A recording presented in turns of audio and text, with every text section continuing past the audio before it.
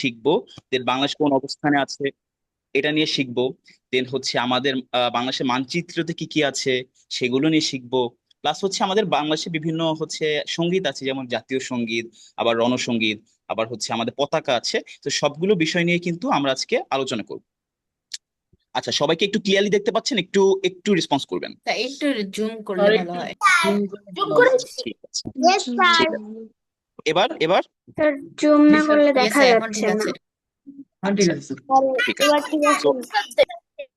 ওকে, sir এবার এখন সবাই কাইন্ডলি ক্লিয়ার একটু দেখা মিউট করে যাচ্ছে। রাখেন, হ্যাঁ। এবার সবাই একটু কাইন্ডলি মিউট করে রাখেন। আচ্ছা, তো শুরু করছি। আমাদের বাংলাদেশের সাংবিধানিক নাম কিন্তু হচ্ছে গণপ্রজাতন্ত্রী বাংলাদেশ, অর্থাৎ আমাদের বাংলাদেশের নামই গণপ্রজাতন্ত্রী বাংলাদেশ। আমাদের রাজধানীর নাম কিন্তু ঢাকা। এছাড়াও কিন্তু আমাদের আরেকটি রাজধানী আছে, সেটা কি কি বলে? বাণিজ্যিক রাজধানী। সো এই বাণিজ্যিক রাজধানী হচ্ছে আমাদের চট্টগ্রাম অথবা চিটাগং। আচ্ছা, তো আরো কিছু ইনফরমেশন আমরা শিখি। যেমন বাংলাদেশের স্বাধীনতা ও জাতীয় দিবস হচ্ছে 26শে মার্চ। যেগুলো বেসিক ইনফরমেশন, আশা করি এগুলো আপনারা সবাই জানেন। তারপর হচ্ছে এই বিষয়গুলো আমি যাবো আজকে। এবং এখন যে বিষয়গুলো নিয়ে আমি আলোচনা করব, সবাই খুবই মনোযোগ দিয়ে এই বিষয়গুলো একটু খেয়াল করবেন। এই বিষয়গুলোর উপর পরবর্তীতে আপনাদের কাছে কিন্তু আমি কুইজ ধরবো। আপনাদের কাছে কিন্তু আমি দেখবো যে আপনারা ঠিক মতো ক্লাসে অ্যাটেনশন দিয়েছিলেন কিনা। ঠিক আছে? আচ্ছা, তো আমাদের বিজয় দিবস হচ্ছে 16ই ডিসেম্বর। যেটা আমরা সবাই জানি, আমরা হচ্ছে আমাদের 16ই ডিসেম্বরে আমাদের বিজয় দিবস উদযাপন করে থাকি। এই দিনে কিন্তু পাকিস্তান যে হানাদার বাহিনী ছিল, তারা কিন্তু আমাদের কাছে আত্মসমর্পণ করেছিল। ঠিক আছে, ঢাকার রেসকোর্স ময়দানে আমাদের কাছে আত্মসমর্পণ করেছিল কোন দিনে? 16ই ডিসেম্বর দিন। তো এই জন্য এই দিনকে আমরা আমাদের বিজয় দিবস বলে থাকি। আচ্ছা, আমাদের রাষ্ট্রভাষা কিন্তু বাংলা, সেটা আমরা সবাই জানি। আমরা জাতি হিসেবে বাঙালি, এবং আমাদের নাগরিকত্ব কিন্তু বা জাতীয়তাও কিন্তু আমাদের বাংলাদেশী। আচ্ছা, তো আমাদের রাষ্ট্রধর্ম কি? আমাদের রাষ্ট্রধর্ম হচ্ছে ইসলাম। আমাদের কিন্তু দেখা যায় যে বাংলাদেশের 80% মানুষজনই বেশিরভাগই কিন্তু মুসলিম। তো আমাদের এই জন্য রাষ্ট্রধর্ম হচ্ছে ইসলাম। আচ্ছা, তো একটু আয়তন দেখি। বাংলাদেশ আমরা তো জানি, যে দেখেছি বাংলাদেশে একটি আয়তন আছে, বাংলাদেশের সীমানা আছে। তো এই যে টোটাল সীমানা বা টোটাল আয়তন, এই আয়তন কতটুকু?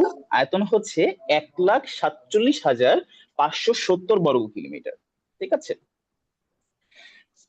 এবার দেখেন আমাদের কিন্তু আয়তনের পাশাপাশি মোট সীমানাও আছে। স্যার আমাদের মাঝে হচ্ছে মাঝে আপনার কথা অনেক ফাস্ট শোনা যাচ্ছে। আচ্ছা, এটা হয়তো নেটের প্রবলেমের কারণে থাকতে পারে। মাঝে মাঝে নেটের সমস্যার কারণে কিছু সময় কথাগুলো অনেক বেশি জোরে বা কথাগুলো অনেক বেশি আস্তে শোনা যায়, বাট আশা করি যে বাকি সময়গুলো সব ঠিকঠাক থাকবে।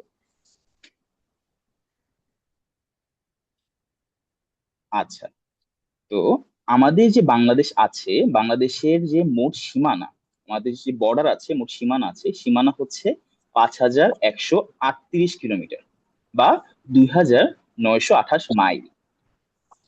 এছাড়াও কিন্তু আমাদের জি এছাড়া কিন্তু আমাদের স্থল সীমা আছে। স্থল সীমা হচ্ছে 4,427 কিলোমিটার। ঠিক আছে, আচ্ছা, আমাদের দেশে যে বর্ডার আছে, যে সীমানা আছে, সেই সীমানা কিন্তু দুটি দেশের সাথে যুক্ত। আমরা কিন্তু দেখতে পাই যে হচ্ছে আমাদের এক সাইডে আছে হচ্ছে ভারত, এবং হচ্ছে চিটাগং এর যে সাইড, সেই সাইডে আছে কিন্তু মায়ানমার বা আমরা বার্মা বলে থাকি। তো সীমান্তবর্তী দেশ বাংলাদেশে আসলে কয়টি? দুইটি, সেটা হচ্ছে একটা ভারত, একটা মায়ানমার। কেউ কি কিছু বলছেন? যদি কেউ কিছু না বলে থাকেন বা না জিজ্ঞেস করার থাকে, সেক্ষেত্রে একটু মাইকটা অফ করে রাখবেন, যাতে সবাই একটু শুনতে পায়। সবার সাথে আসলে আমরা কাজ করব, সবাই যাতে শুনতে পায় জন্য একটু কাইন্ডলি মাইকটা অফ করে রাখবেন। Okay sir. আচ্ছা, এবার তো একটু আগে আমরা আলোচনা করলাম যে বাংলাদেশের সাথে ভারত এবং মায়ানমারের সীমান্ত রয়েছে। তো ভারতের সাথে আসলে সীমান্ত কতটুকু রয়েছে? রয়েছে 4,156 কিলোমিটার। আর মায়ানমারের সাথে রয়েছে মাত্র 271 কিলোমিটার। এছাড়াও আমাদের আঞ্চলিক সমুদ্র সীমা আছে। আঞ্চলিক সমুদ্র সীমা হচ্ছে 12 নটিক্যাল মাইল, এবং অর্থনৈতিক সমুদ্র সীমা হচ্ছে 200 নটিক্যাল মাইল। ঠিক আছে, 1 নটিক্যাল মাইল সমান কিন্তু 1,853 কিলোমিটার। ঠিক আছে, এটা একটু মাথার মধ্যে রাখবেন। মাঝে মাঝে দেখা যায় যে আমাদের ক্যাট কলেজে যে জিকে প্রশ্নগুলো থাকে, জেনারেল কলেজের প্রশ্নতে এই যে আমি আপনাদেরকে যেই টপিক গুলো পড়াচ্ছি এই টপিক থেকে কোশ্চেন আসে।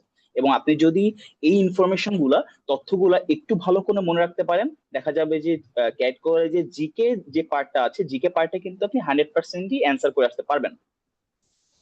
আচ্ছা, এবার শিখি বাংলাদেশে প্রথম বিভাগ কোনটি ছিল। বাংলাদেশের প্রথম বিভাগ হচ্ছে ঢাকা বিভাগ। আচ্ছা, আমাদের জলবায়ু কিরকম? আমাদের জলবায়ু হচ্ছে ক্রান্তীয় মৌসুমী ধরনের। আমাদের ক্রান্তীয় মৌসুমী ধরনের। আমাদের কিন্তু বিভিন্ন ধরনের হচ্ছে সময় আছে বছরে। যেমন আমাদের আহ গ্রীষ্মের সময় আছে, বর্ষার সময় আছে, শরতের সময় আছে। এক এক সময় কিন্তু আমাদের এক এক রকম মৌসুম থাকে। তো আমাদের এরকম মৌসুম আছে বা ঋতু আছে মোট কিন্তু 6টি। ঠিক আছে, 6টি ঋতু আছে আমাদের। তো আমাদের বিশ্বে জনসংখ্যায় বাংলাদেশের যদি আমরা অবস্থান চিন্তা করি, আমাদের সেই অবস্থান হচ্ছে অষ্টম। ঠিক আছে। আর আমাদের গড় বৃষ্টিপাত, আমাদের কিন্তু প্রচুর যে পরিমাণে বৃষ্টি পড়ে সারা বছর, সেটা যদি আমরা গড় করি, সেক্ষেত্রে গড় বৃষ্টিপাত দাঁড়ায় 203 সেন্টিমিটার। আর গড় তাপমাত্রা দাঁড়ায় 26.02 ডিগ্রি সেন্টিগ্রেড। এই যে আমি ইনফরমেশন গুলো বলছি, এগুলো কিন্তু অবশ্যই একটু মনে রাখার চেষ্টা করবেন। আমি কিন্তু একটু পরে আপনাদেরকে এই কোশ্চেন গুলো আস্ক করবো, যে হচ্ছে আপনার বাংলাদেশের বর্ডারের সাথে হচ্ছে কোন কোন দেশের বর্ডার রয়েছে, বা হচ্ছে আমাদের রাষ্ট্র ধর্ম কোনটি, বাংলাদেশের আয়তন কতটুকু। এইসব ধরনের কোশ্চেন গুলো কিন্তু আমি একটু পরে আপনাদেরকে জিজ্ঞেস করব। তো এই যে আমি ইনফরমেশন গুলো দিচ্ছি বা আপনাকে যেভাবে পড়াচ্ছি, একটু মাথায় রাখবেন। আচ্ছা, বাংলাদেশে অভিন্ন নদী আছে। এই নদী হচ্ছে 57টি। আমাদের কিন্তু 57টি নদী আছে। এছাড়াও স্থানীয় সময় অনুযায়ী গ্রীষ্মের সময় পার্থক্য, আমাদের যে সময়টি আছে এবং বাইরের যে সময়টি আছে সেটার সাথে পার্থক্য হচ্ছে 6 ঘন্টা, বা আমরা GMT+6 বলে থাকি। এটা নিয়ে আমরা বিস্তারিত আরো আসলে সামনে পড়বো, এবং এই ধরনের ধারণাগুলো আপনাদের আশা করি ক্লিয়ার হয়ে যাবে। আচ্ছা, তো বাংলাদেশের মোট জেলা আছে কিন্তু 64টি, যেটা আমরা আসলে সবাই জানি। এটা আমাদের আসলে একটি কমন কোয়েশ্চেন, বাট তারপরেও এটা কিন্তু মনে রাখার মতো বিষয়। আচ্ছা, আমাদের এবার কোশ্চেনে, ক্যারেক্টরি কোশ্চেনে মাঝে মাঝে এভাবে কোশ্চেন আসতে পারে যে বলো তো বাংলাদেশের সবচেয়ে বৃহত্তম জেলা কোনটা। তখন কোনটা হবে? তখন হবে আমাদের রাঙামাটি। এটা হচ্ছে, রাঙামাটি হচ্ছে বাংলাদেশের সবচেয়ে বৃহত্তম আয়তনের দিক থেকে জেলা। আর যদি বলি জনসংখ্যার দিক দিয়ে বৃহত্তম কোনটা জেলা, সেটা হচ্ছে নারায়ণগঞ্জ। তো দুইটা জিনিস মনে রাখতে হবে, একটা হচ্ছে আয়তনের বৃহত্তম জেলা রাঙামাটি, আর জনসংখ্যার বৃহত্তম জেলা হচ্ছে নারায়ণগঞ্জ। আচ্ছা, আমাদের প্রথম ডেপুটি স্পিকার কে ছিলেন? ডেপুটি স্পিকার ছিলেন শাহ আব্দুল হামিদ। এবার আমরা শিখি আমাদের প্রথম সংসদ নির্বাচন কবে হয়েছে। প্রথম সংসদ নির্বাচন হয়েছে 7ই মার্চ 1973 সালে, এবং এই নির্বাচনের কমিশনার ছিলেন বিচারপতি M ইদ্রিস। আচ্ছা, প্রতিটা দেশে কিন্তু কেন্দ্রীয় ব্যাংক থাকে বা সেন্ট্রাল ব্যাংক থাকে। আমাদের কেন্দ্রীয় ব্যাংকের নাম হচ্ছে বাংলাদেশ ব্যাংক।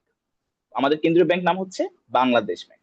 এবং বাংলাদেশ ব্যাংকের প্রথম গভর্নর ছিলেন ANM হামিদুল্লাহ।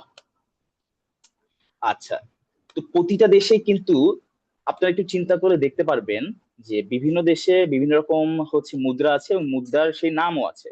যেমন যদি আমি আমেরিকার কথা চিন্তা করি, আমেরিকার মুদ্রাকে কিন্তু বলা হয় ডলার। ঠিক আছে, যদি আমি সৌদি আরবের কথা চিন্তা করি, সেখানে বলা হয় কিন্তু রিয়াল। সেরকম বাংলাদেশের মুদ্রার নাম কি? বাংলাদেশের মুদ্রার নাম হচ্ছে টাকা। আচ্ছা, এবার বীমা কোম্পানি কয়টি আছে এখানে? বাংলাদেশের টোটাল এখন 80টি বীমা কোম্পানি আছে। ঠিক আছে। এবার আন্তর্জাতিক বিমানবন্দর কয়টি আছে? বিমানবন্দর কোনটা যেখানে হচ্ছে আসলে প্লেন নামে আমরা দেখতে পাই, আমরা তো জানি আসলে বিমানবন্দর কি, বা প্লেন থেকে অন্য কোথাও যেতে পাই, সেখানে বাইরের দেশে যাওয়ার জন্য কিন্তু 3টা বিমানবন্দর আছে, আন্তর্জাতিক বিমানবন্দর বলে এদেরকে। একটা হচ্ছে হজরত শাহজালাল আন্তর্জাতিক বিমানবন্দর, শাহ আমানত আন্তর্জাতিক বিমানবন্দর, আরেকটা হচ্ছে MAG ওসমানী আন্তর্জাতিক বিমানবন্দর। এই 3টি আন্তর্জাতিক বিমানবন্দর আছে যেখান থেকে বিমান দেশের বাইরে যায়, অর্থাৎ বাংলাদেশের বাইরে যায়। আচ্ছা, এবার একটু আমরা দেখি সমুদ্র বন্দর আছে কয়টি আমাদের বাংলাদেশে। আমাদের বাংলাদেশে কিন্তু 3টি সমুদ্র বন্দর আছে। একটি হচ্ছে চট্টগ্রাম, পায়রা, আর মংলা। এবং স্থল বন্দর আছে 24টি, যার মধ্যে 16টি চালু রয়েছে। এবং নদী বন্দর আছে 50টি। আচ্ছা, বাংলাদেশে কিন্তু আমরা জানি একটা স্যাটেলাইট চ্যানেলও আছে। আমরা কিন্তু কয়েক বছর আগে আমাদের স্যাটেলাইট চ্যানেলটি আমরা হচ্ছে দেখেছি যে আহ, আকাশে গিয়েছে এবং সেখান থেকে আমাদের আরো কমিউনিকেশন আরো বেটার হচ্ছে। সেই স্যাটেলাইট চ্যানেলটার নাম হচ্ছে বঙ্গবন্ধু স্যাটেলাইট চ্যানেল 1। আচ্ছা, এবার একটু দেখি বাংলাদেশে ইন্টারনেট চালু হয়েছে কবে। হচ্ছে বেসিক্যালি সবার জন্য উন্মুক্ত হয় 4 জুন 1996-তে। আচ্ছা, এবার একটা নতুন ইনফরমেশন আমরা শিখি যে ভূ উপগ্রহ কেন্দ্রের সংখ্যা কয়টি। এখানে বলা হচ্ছে ভূ উপগ্রহ কেন্দ্রের সংখ্যা হচ্ছে 4টি। তো এই ইনফরমেশন গুলো আপনারা একটু মনে রাখবেন।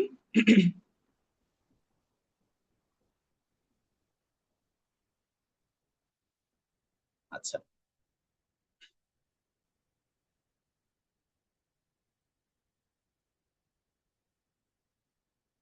আচ্ছা, এখন একটু দেখেন। আমরা যেমন দেখতে পাই যখন যদি আমাদের কোনো কিছু জানতে ইচ্ছা হয় বা কোনো কিছু হচ্ছে জানার আগ্রহ থাকে, সেক্ষেত্রে কিন্তু আমরা সার্চ ইঞ্জিনে সার্চ করি কোনো, যেমন গুগল, ঠিক আছে, ক্রোম, তারপর হচ্ছে মাইক্রোসফট এজ, এগুলো কিন্তু আমাদের সার্চ ইঞ্জিন বলে, যেখানে আমরা সার্চ করতে পারি। সেরকম বাংলাদেশেরও কিন্তু একটি প্রথম সার্চ ইঞ্জিন বের হয়েছিল। সেই সার্চ ইঞ্জিনের নাম হচ্ছে পিপিলিকা। এবং বাংলাদেশের প্রথম বাংলা সামাজিক যোগাযোগ সাইট। আচ্ছা, সামাজিক যোগাযোগ সাইট বলতে আসলে আমরা কি বুঝি? এই যে যেমন হোয়াটসঅ্যাপ আছে, ফেসবুক আছে, মেসেঞ্জার আছে, ইনস্টাগ্রাম আছে, এই সবগুলো কিন্তু আসলে সামাজিক যোগাযোগ সাইট। তো সেরকমও বাংলাদেশের একটি সামাজিক যোগাযোগ সাইট হচ্ছে প্রথম তৈরি হয়েছিল। তার নাম হচ্ছে বেশতো। তার নাম কি? বেশতো। আচ্ছা, এছাড়াও বাংলাদেশে কিন্তু সোলার চালিত প্রথম ল্যাপটপ বের হয়েছে। এই ল্যাপটপের নাম হচ্ছে তালপাতা। এই তালপাতা যে ল্যাপটপটা আছে এটা কিন্তু সোলার চালিত। সোলার চালিত অর্থ কি? অর্থাৎ সূর্য থেকে এনার্জি নিয়ে আমাদের যে ল্যাপটপটি অন হয়, যেটা হচ্ছে এক্সট্রা বাড়তি আসলে আহ কারেন্টের দরকার নেই, যেটা আপনারা সোলারের চালিত যে কারেন্ট থাকে সেটা দিয়ে চালাতে পারবেন। স্যার আচ্ছা, দোয়েল আরেকটা জিনিস ল্যাপটপ শিখি। কি তাহলে? দোয়েল ল্যাপটপও হচ্ছে যে ল্যাপটপ, বাট এটা তো আপনার সোলার চালিত না, বুঝছেন? বাট মানে সোলার চালিত বলতে বোঝায় যে সূর্য থেকে এসে সোলারে যে পাওয়ারটা জমা হয় সেখান থেকে ইলেকট্রিসিটি পায়, সেটা হচ্ছে সোলার চালিত। বাট আমাদের দোয়েল ল্যাপটপটা কিন্তু সোলার চালিত না। আমাদের যে প্রথম ল্যাপটপ যেটা সোলার চালিত সেটার নাম হচ্ছে তালপাতা। বুঝতে পেরেছেন স্যার? স্যার, হ্যাঁ স্যার, বলেন। স্যার এই যে পিপিলিকা যে সার্চ ইঞ্জিন, আমি তো হলো গুগলে খুঁজছিলাম পিপিলিকা সম্পর্কে, এটা তো দেখাচ্ছে না পিপিলিকা। স্যার এটা কি বন্ধ হয়ে গিয়েছে? না, এটি হচ্ছে সম্ভবত এখনো বন্ধ হয়নি, আমি যতটুকু জানি। এখন বন্ধ হলেও এক্স্যাক্টলি ইনফরমেশনটা আমি আপনাদের এখন দিচ্ছি না। বাট হচ্ছে পিপিলিকা আপনার ইউজ করা যায়। ঠিক আছে, এখানে হচ্ছে গুগল বা ইসে যে আপনি যদি পিপিলিকা সার্চ দেন সেক্ষেত্রে হয়তো বা আপনি এখানে পাবেন। আর এছাড়াও হচ্ছে যেমন আমাদের বিভিন্ন এই ধরনের দাদা, এই এই আপনার কাইন্ডলি একটু মিউট করেন। এদিকে আয়, আপনারা হচ্ছে ওই যারা বেড়াদা, যারা তারা একটু মিউট করেন স্যার। এখন চার্জার আইছে? হ্যাঁ, এই স্যার, আপনারা হচ্ছে যারা কি আমাদের করছিস সাথে কথা শুনছিস স্যার না? বলছেন না আপনি বা নিয়ে প্রশ্ন যে জিজ্ঞেস করছেন, এখন সবাইকে আপনি মিউট হচ্ছে চার্জার করে মিউট দেন। আইছে? করেন। হ্যাঁ,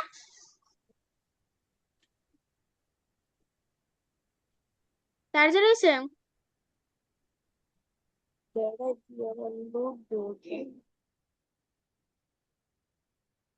স্যার কিছু দেখা যায় না।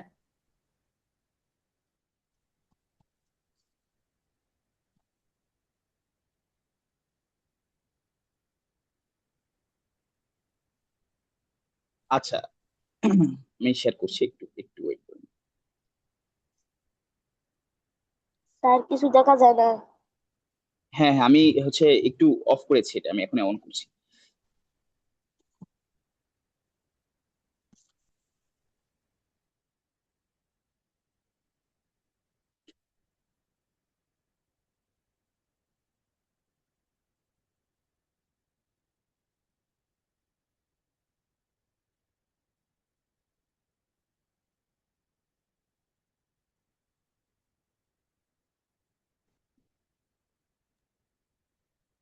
স্যার আমি গুগলে রিসার্চ করেছি, মানে পিপিলিকা বলে 2021 সালে শাটডাউন করছে। হ্যাঁ, এটা এটা এটা তাহলে করে ফেলছে। আমি হচ্ছে পিপিলিকে নিয়ে আমার স্যার, এক্সাক্ট ইনফরমেশনটা ছিল না। জি স্যার, স্যার বলেন। রেকর্ডেড ক্লাস কি পাওয়া যাবে? অবশ্যই অবশ্যই পাওয়া যাবে স্যার, সমস্যা নেই। রেকর্ড তো করে হচ্ছে যাতে আপনি ভবিষ্যতে যদি আপনার কোনো জায়গায় বেঁধে যায় বা কোনো জিনিস বুঝতে না পারেন, সেক্ষেত্রে আপনি রেকর্ডেড ক্লাসটি দেখে আবার যাতে বুঝতে পারেন।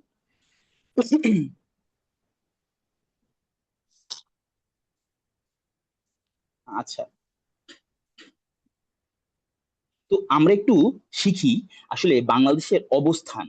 ঠিক আছে, বাংলাদেশের অবস্থান আসলে কোথায়, বা হচ্ছে বাংলাদেশের কোন রেখায় আছে, কি আছে, এই জিনিসগুলো নিয়ে আমরা একটু আলোচনা করি। ঠিক আছে স্যার? ওকে। বাংলাদেশের অবস্থানে কি বলা হচ্ছে, এশিয়া মহাদেশের দক্ষিণ এশিয়া অবস্থিত। আমাদের কিন্তু আমরা স্বাভাবিক অর্থে জানি আমাদের বাংলাদেশ আমাদের দক্ষিণ এশিয়ায় অবস্থিত। তো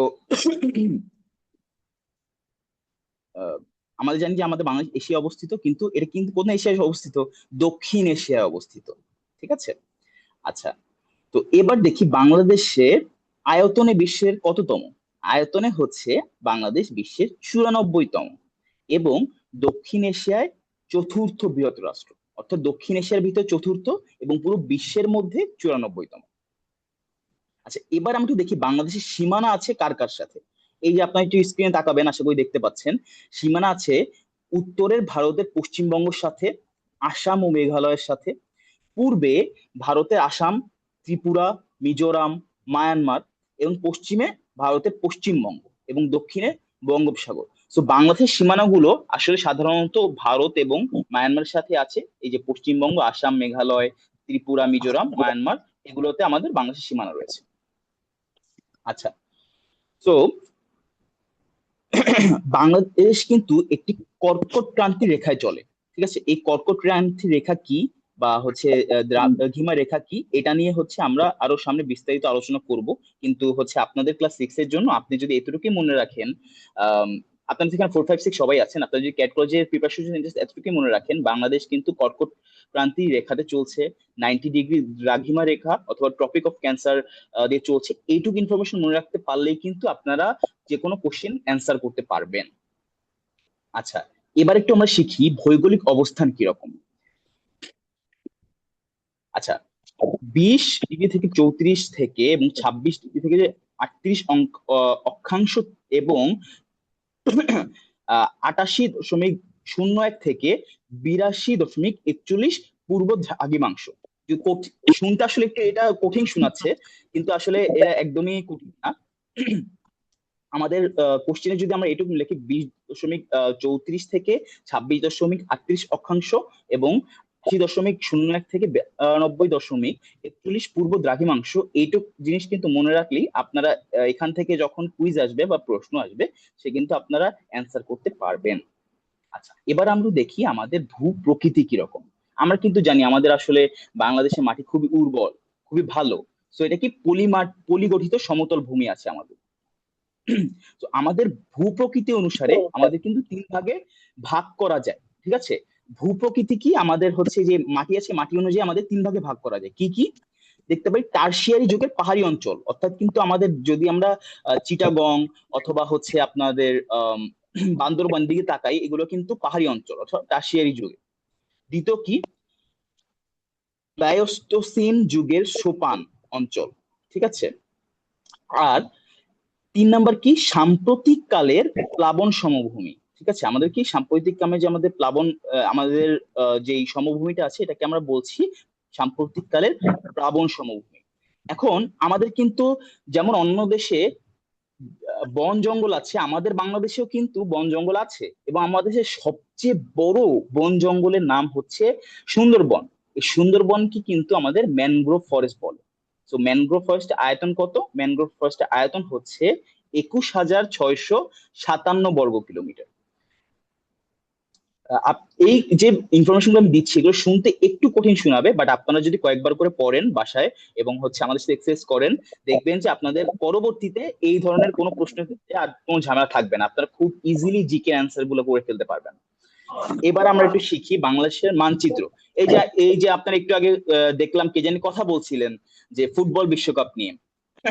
তো ফুটবল বিশ্বকাপে ইয়েস স্যার, কিন্তু খারাপ আমরা কথা যখন বলছি। দেখি, হ্যাঁ, আচ্ছা ঠিক আছে, দেখেন যে ফুটবল বিশ্বকাপেও কিন্তু যখন সবাই খেলতে নামে, খেলার মাঠেও কিন্তু এই সবারই পতাকা থাকে। সো সবার যেমন প্রতি দেশে পতাকা আছে, আমাদেরও বাংলাদেশে পতাকা আছে, মানচিত্র আছে।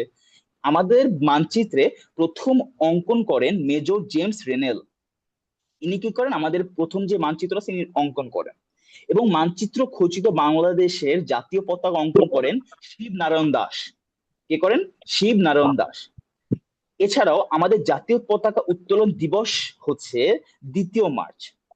এবং আমরা একটা ইনফরমেশন যেটা সবাই জানি, সেটা হচ্ছে আমাদের জাতীয় পতাকার রং গাঢ় সবুজের মাঝে লাল বৃত্ত। আমরা সবাই জানি যে আমাদের গাঢ় সবুজ আছে আমাদের পতাকা, এবং মাঝখানে লাল কালারের একটি বৃত্ত আছে।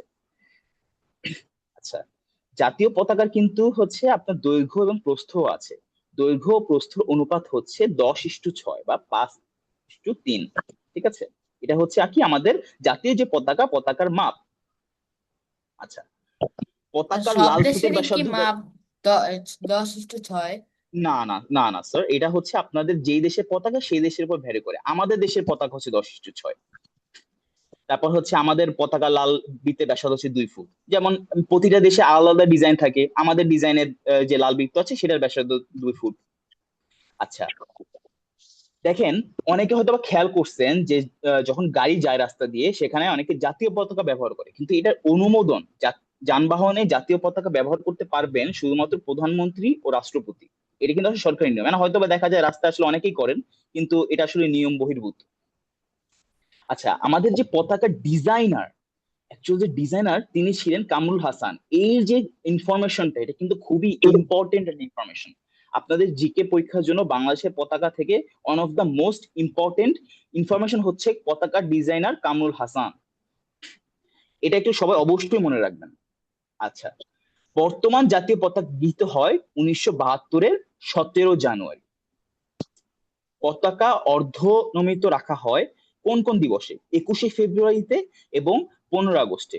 21শে ফেব্রুয়ারি কি আমরা জানি, আমাদের ওই দিন হচ্ছে ভাষা আন্দোলন হয়েছিল।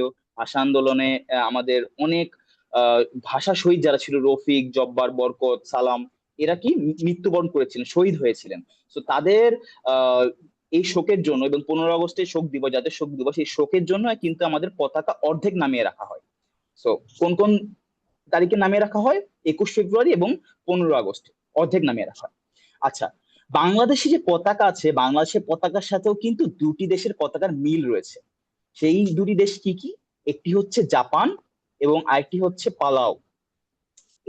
এই দুটি দেশের সাথে মিল রয়েছে। আচ্ছা, একটু আগে আমরা একটি জিনিস পড়েছিলাম যে আমাদের জাতীয় যে প্রতীক আছে, ডিজাইনার কে, জাতীয় পতাকা ডিজাইনার কে, সেটা ছিল কামরুল হাসান। এবং জাতীয় প্রতীকের ডিজাইনারও কিন্তু কামরুল হাসান। এই জাতীয় প্রতীক ব্যবহার করতে পারেন প্রধানমন্ত্রী ও রাষ্ট্রপতি। আচ্ছা, এবার আমরা একটু শিখি জাতীয় সঙ্গীত ও রণসঙ্গীত নিয়ে। তো আমরা কিন্তু সবাই জানি যে আমরা জাতীয় সঙ্গীত কোনটি? আমার সোনার বাংলা, আমি তোমায় ভালোবাসি, এটি কিন্তু আমাদের জাতীয় সঙ্গীত। তো দেখি জাতীয় সঙ্গীতের রচয়িতা ও সুরকার কে ছিলেন। সুরকার ছিলেন রবীন্দ্রনাথ ঠাকুর। উনি কিন্তু আমাদের জাতীয় কবিতা, জাতীয় সঙ্গীত লিখেছিলেন এবং এটা সুরকার করেছিলেন। এবং এই জাতীয় সঙ্গীত প্রথম ইংরেজিতে অনুবাদ করেন সৈয়দ আলী আহসান। এবং গানটি রবীন্দ্রনাথের একটি গ্রন্থ থেকে নেওয়া হয়েছে। গ্রন্থের গ্রন্থের নাম হচ্ছে গীত বিতান। গীত বিতানের স্বরবিতান থেকে আমাদের জাতীয় সঙ্গীতটি নেওয়া হয়েছে। আমাদের জাতীয় সঙ্গীতের মোট চরণ স্যার সংখ্যা। কতক্ষণ ধরে ক্লাস হবে? স্যার আমরা হচ্ছে আর বেশিক্ষণ নিব না। আমাদের সামনে কিছু আছে, বহু নির্বাচনী প্রশ্ন আছে, এটা করেই আমরা হচ্ছে আজকের ও মতো শেষ স্যার, করবো এখানে। আপনি যে যেহেতু এক্সপার্ট, তাহলে আপনি কি বলতে পারবেন যে কতক্ষণ ধরে একটানা পড়াশোনা করতে হবে ক্যারেটের জন্য? স্যার আসলে কি, এটা দেখা যায় যে আপনি কত তাড়াতাড়ি আপনার যে সিলেবাসটা আছে সিলেবাস অনুযায়ী আপনি পড়াশোনা শেষ করছেন। কারণ কি, অনেকে দেখা যায় যে আধা ঘন্টার ভিতরে তার দেখা যাবে যে বাংলাদেশের জাতীয় সঙ্গীত, তারপর বাংলাদেশের নদ নদী বা বাংলাদেশের হচ্ছে সীমান্ত, সবকিছুই তার আধা ঘন্টার ভিতর মুখস্থ হয়ে গেছে। আবার অনেক স্টুডেন্ট আছে যে হয়তো একটু বেশি এফোর্ট দেওয়া লাগে বা একটু বেশি কষ্ট করা লাগে, সেসব ক্ষেত্রেও কিন্তু দেখা যায় যে 1.5 ঘন্টা বা 2 ঘন্টা পড়লে হয়ে যায়। তো আসলে চেষ্টা করবেন যে আপনার যে সিলেবাস আছে এই সিলেবাসটি কমপ্লিটলি ভালোভাবে যত তাড়াতাড়ি শেষ করা যায়। যত তাড়াতাড়ি শেষ করতে পারবেন তত তাড়াতাড়ি মনে করবেন যে আপনি আপনি আরো বেশি প্রিপেয়ার্ড হচ্ছেন আগামী পরীক্ষার জন্য। তা আপনার কতক্ষণ লেগেছে? আমি আসলে তখন দিনে 8-9 ঘন্টা করে পড়তাম minimum. Sir maximum maximum? Maximum দেখা গেছে 12-13 ঘন্টা পড়েছি আমি, এমন দিন গেছে। স্যার এত? হ্যাঁ, আসলে কি জানেন, দেখেন, ক্যাডেট কলেজ কিন্তু আমাদের সিট আছে মাত্র 600টি।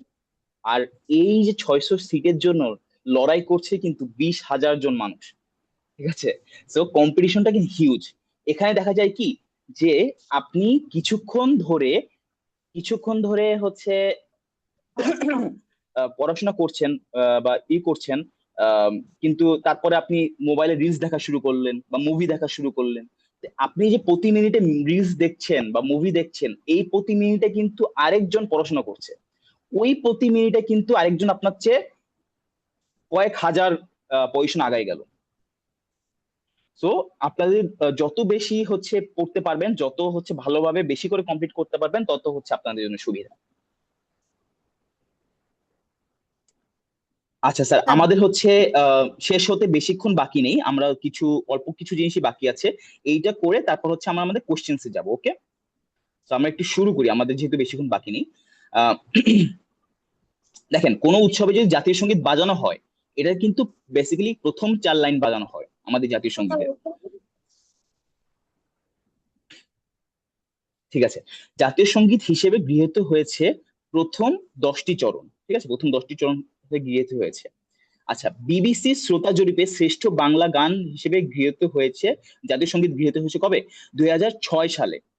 আর সর্বপ্রথম পত্রিকায় প্রকাশ হয়েছে বঙ্গদর্শন পত্রিকায়, এবং আনুষ্ঠানিকভাবে গাওয়া হয় 7 মার্চ 1971 সালে রেসকোর্স ময়দানে। আচ্ছা, জাতীয় সঙ্গীত হিসেবে ঘোষণা করা হয় কবে? 3 মার্চ 1971 সালে। আচ্ছা, এতক্ষণ তো আমরা জাতীয় সঙ্গীত নিয়ে শিখলাম, এবার আমরা একটু রণসঙ্গীত নিয়ে শিখি। আমাদের রণসঙ্গীতের রচয়িতা হচ্ছে কাজী নজরুল ইসলাম। এবং কোন পত্রিকায় প্রথম এটা প্রকাশিত হয়েছিল শিখা পত্রিকায়।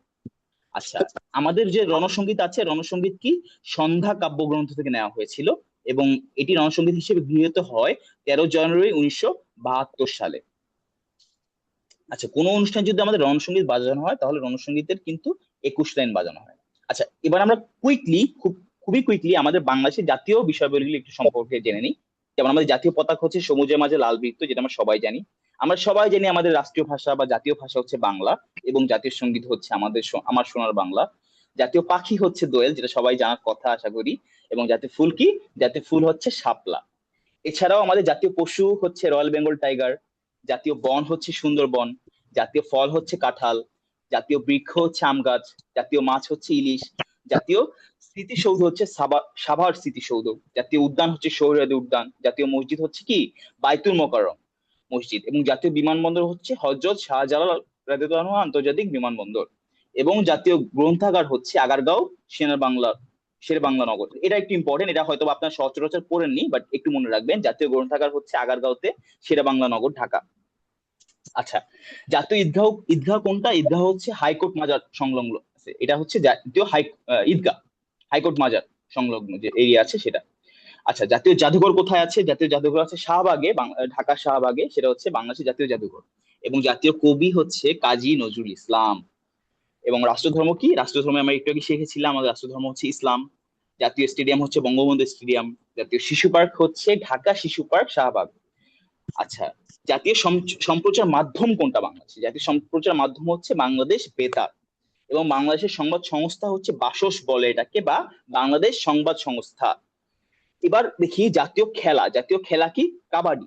জাতীয় খেলা হাডুডু, বা এটার অপর নাম হচ্ছে হাডুডু।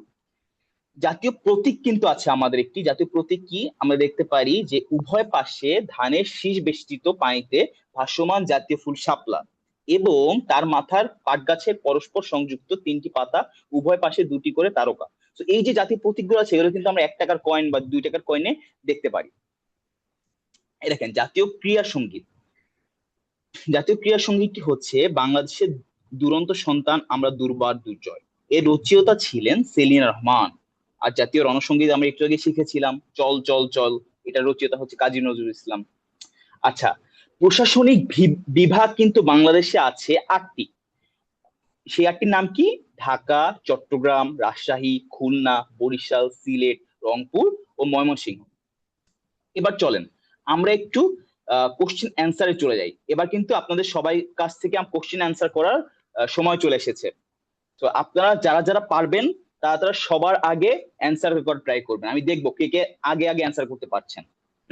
আচ্ছা, এ বলেন বাংলাদেশের বর্তমান জাতীয় পতাকার চিত্রশিল্পী রূপকার কে? কামরুল হাসান। চিত্রশিল্পী কামরুল হাসান। চিত্রশিল্পী কামরুল হাসান।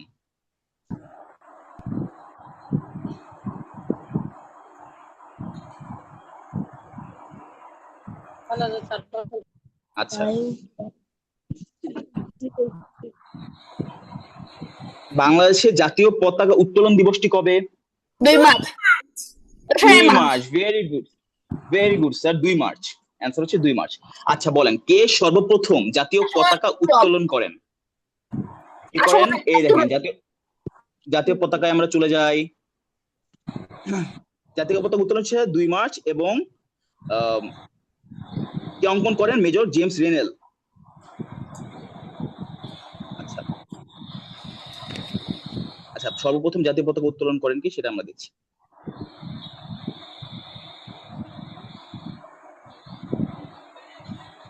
স্যার অ্যাক্সিডেন্টলি মনে হচ্ছে এই প্রশ্নটা আসে নাই।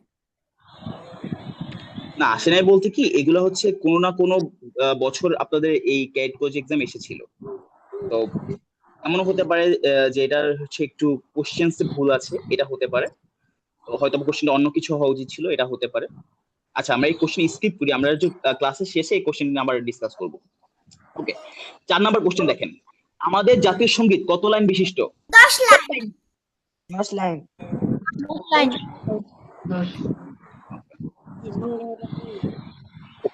জাতীয় সঙ্গীত 18 লাইন, কিন্তু জাতীয় সঙ্গীত 18 লাইন, কিন্তু এই জাতীয় দেখেন, সঙ্গীত কি লেখা ব্যবহার আছে? করা হয় 10 এখানে লাইন। কি লেখা আছে? হ্যাঁ, জাতীয় চরণ ও, মোট, হ্যাঁ 25টা লাইন। হ্যাঁ, মোট চরণ সংখ্যা কিন্তু 25টা, কিন্তু জাতীয় সঙ্গীত হিসেবে গৃহীত হয়েছে কত? প্রথম 4 লাইন। 10 চরণ। আচ্ছা, তাহলে এখানে 10 লাইন হবে। এবার বলেন বাংলাদেশের ক্রীড়া সঙ্গীতের সুরকার কে? কোনোটাই নয়। কোনটি নয়, এক্স্যাক্টলি কোনটি নয়। বাংলাদেশের জাতীয় লোকশিল্প জাদুঘর কোথায় অবস্থিত? ঢাকায়। ঢাকায়। ঢাকায়। ঢাকায়। সবার অ্যান্সারই ঢাকায়? জি স্যার। নারায়ণগঞ্জে। সোনারগঞ্জ, নারায়ণগঞ্জে। সোনারগাঁও, নারায়ণগঞ্জ। নারায়ণগঞ্জ। আচ্ছা, আমরা নেক্সট কোশ্চেনে চলে যাই। আমাদের একটু দেখেন বাংলাদেশে বিজয় দিবস হিসেবে কোন তারিখ পালন করা হয়? 7 নম্বর কোশ্চেন। কবে? 16 ডিসেম্বর। গুড। আচ্ছা, 8 নম্বর কোশ্চেন দেখি তো কে বলতে পারে বাংলাদেশের জাতীয় খেলার নাম কি? হাডুডু। হাডুডু। হাডুডু। Very good. ফুটবল। আচ্ছা, এবার বলেন তো বাংলাদেশের জাতীয় পতাকার মাপের আদর্শ অনুপাত কত? এক্স্যাক্টলি, এক্স্যাক্টলি, এটার অ্যান্সার হচ্ছে 10:6। আচ্ছা, এবার বলেন তো 10 নম্বর কোশ্চেন অ্যান্সার কি? জাতীয় সংহতি ও বিপ্লব দিবস কোনটি? কবে? এই যে 7ই মার্চ। 26শে মার্চ না, 7 নভেম্বর। 7 নভেম্বর। এটা অ্যান্সার হচ্ছে 7 নভেম্বর। 7 নভেম্বর। আচ্ছা, বলেন তো সরকারি ভবনে জাতীয় পতাকার মাপ কত? দৈর্ঘ্য 10 ফুট এবং 6 ফুট। হুম,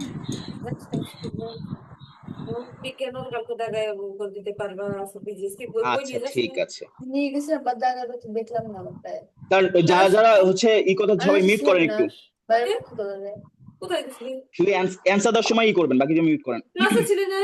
একদিন তো মিস যেতে পারে। ওই জন্য তো বলেছি চতুর্থটায়। আচ্ছা, কি বলে আজকে তো এটা কি বলে ও? কি বলে ও তো দেখাই নেই এই বিজ্ঞানেরটা না মাসুদ স্যার, বই দিয়ে যাইছি মাসুদ স্যার সবাইকে একটু কাইন্ডলি মিউট করে দেন। হ্যাঁ আমি তো সবগুলো বাট চতুর্থ আর তৃতীয়টা দেখতেছি নাই। কেন হ্যাঁ মাসুদ স্যার কাইন্ডলি সবাইকে একটু মিউট করে দেন। শুনতে পারি না। আচ্ছা, তো 11 নম্বর, এদিকে 11 নম্বর হচ্ছে আমাদের অ্যান্সার হচ্ছে দৈর্ঘ্য 10 ফুট এবং প্রস্থ 6 ফুট। আচ্ছা, 12 নম্বর আমরা দেখি। সর্বপ্রথম কোথায় জাতীয় পতাকা উত্তোলন করা হয়? ঢাকা বিশ্ববিদ্যালয় বটতলা। ঢাকা বিশ্ববিদ্যালয়। বিশ্ববিদ্যালয় বটতলা। Very good, very good, very good everyone. এটা অ্যান্সার হচ্ছে ঢাকা বিশ্ববিদ্যালয় বটতলা। আচ্ছা, এবার হচ্ছে 13 নম্বর প্রশ্ন, সেটা হচ্ছে বাংলাদেশের প্রথম জাতীয় পতাকা নকশা কে তৈরি করেন? দাস। কে করেন? এক্স্যাক্টলি, সেটা হচ্ছে শিবনারায়ণ দাস। শিবনারায়ণ দাস। আচ্ছা, 14 নম্বর প্রশ্ন একটু সবাই দেখেন কাইন্ডলি। আমার সোনার বাংলা রবীন্দ্রনাথের কোন কাব্যগ্রন্থ অন্তর্ভুক্ত? শুনি। কোনটি নয়। কোনটি নয়। স্যার কোনটি নয়। কোনটি নয়। স্যার দয়া করে একটু দেখেন, অ্যান্সারটা দেখলে। দাঁড়ান, আপনাদের হচ্ছে দেখেন এখানে কি লেখা আছে। গানটি রবীন্দ্রনাথের যে গ্রন্থের অন্তর্ভুক্ত, এটা হচ্ছে কি বলছিলাম, গীত বিতান থেকে, গীত বিতান গ্রন্থের স্বরবিতান অংশযুক্ত। এবার আপনারা তাইলে বলেন যে হচ্ছে লেখা আমার সোনার বাংলা রবীন্দ্রনাথের কোন কাব্যগ্রন্থের অন্তর্ভুক্ত? Geet Bitan. Very good, very good. প্রথমে অনেকেই বলছিল কোনটি না, আর আমি বলেছিলাম হ্যাঁ, গীতাঞ্জলি। গীত, হ্যাঁ গীতাঞ্জলি না, এটা হবে হচ্ছে গীত বিতান।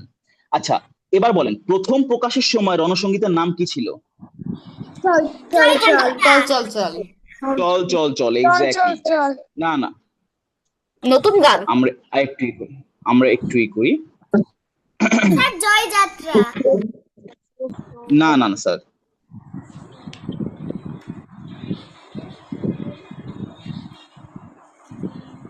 স্যার একটু নিচের দিকে গেলে ভালো হয়।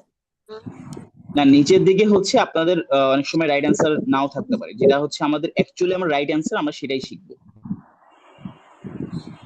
স্যার আমি তো আচ্ছা, শুনছিলাম প্রথম প্রকাশ নতুন গান। নতুন গান। আচ্ছা, এটা আমরা অপশনে রাখলাম। আমরা হচ্ছে 15 নম্বর কোশ্চেনটা একটু স্কিপ করছি। আমরা 15 নম্বর আর হচ্ছে আইটি এর আগে কোশ্চেন ছিল আমাদের 3 নম্বর, এই 15 নম্বর আর 3 নম্বর কোশ্চেনটা আমরা আবার এটা শেষে করবো, যেহেতু এটা নিয়ে একটু কনফিউশন আছে। এবার দেখেন 16 নম্বর, আমার সোনার বাংলা জাতীয় সঙ্গীত গাওয়ার সময় প্রথম কত তারিখে কোথায় জাতীয় পতাকা উত্তোলন করা হয়? বলেন, আমার সোনার বাংলা জাতীয় সঙ্গীত গাওয়ার সময় প্রথম কত তারিখ কোথায় জাতীয় পতাকা উত্তোলন করা হয়? 1972 ঢাকা বিশ্ববিদ্যালয়। ঠিক আছে, মার্চ ঠিক আছে। 3 মার্চ 1971 শহীদ মিনারের এক জনসভায়। হ্যাঁ, শহীদ মিনারের এক জনসভায়। আচ্ছা, এবার বলেন তো 17 নম্বর কোশ্চেন, সংসদের কার্যকাল কত বছর? বছর। কত বছর? 5 বছর। আচ্ছা, এর এর মধ্যে অনেকে অনেকে বলতেছেন 5 বছর, 6 বছর, 7 বছর, বাট অ্যাকচুয়ালি অ্যান্সারটা হবে খ, 5 বছর। ঠিক আছে, 5 বছর। আচ্ছা, বলেন তো জাতীয় হচ্ছে সংসদের প্রতীক কি? শাপলা। শাপলা। Very good, very good, very good. এবার বলেন বাংলাদেশের আন্তর্জাতিক বিমানবন্দর কয়টি? তিনটি। তিনটি, very good sir, very good. আচ্ছা, এবার বলেন বাংলাদেশের টেলিভিশন স্টেশন কয়টি? 14টি। 14টি। আচ্ছা স্যার, আমাদের হচ্ছে একটি হচ্ছে গ্যাপ ছিল। আমরা একটি প্রশ্ন হচ্ছে আমাদের সমস্যা ছিল যে 15 নম্বর প্রশ্ন ছিল যে প্রথম প্রকাশের সময় রণসঙ্গীতের নাম কি ছিল? এটাই হবে অ্যান্সারটা হবে হচ্ছে নতুন গান। দেখেন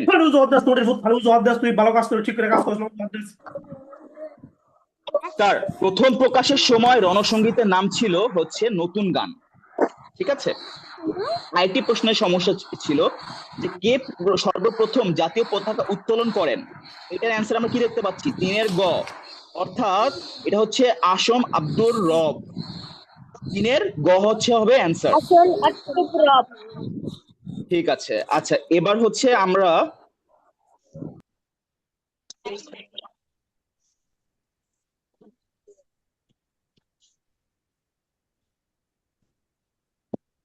স্যার বলে বানিয়েছে।